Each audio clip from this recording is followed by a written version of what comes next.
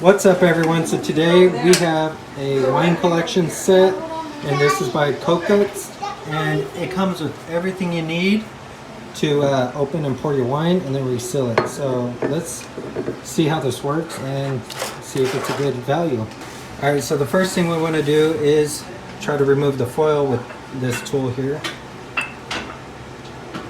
Okay, so you put it on there and you just twist, and eventually it just cuts into it like a razor blade. And then when you remove the top piece, it should be able to come apart because you can see it cut the foil away. So perfectly removes the foil on the top so you don't have to sit there and tear it. Okay. So you need to remove the safety tip so that way you don't stab yourself. And then you need to apply the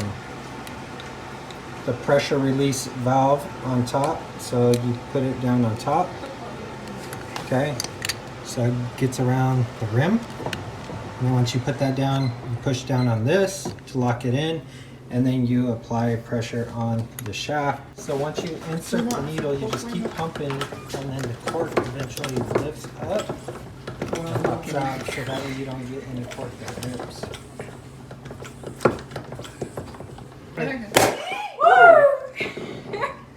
So as you can see, it popped it out and none of the cork actually dropped in. Yeah, but he's in what happened? So this is what it looks like.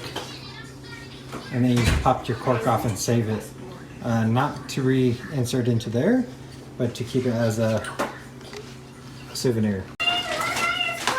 Alright, so to remove the cork, you just push on this little thing here, and then eventually it'll pop off. It's hard to do with one hand, but as you can see, it popped off, now it's ready to go. Reapply the little safety rubber piece, and you'll be good.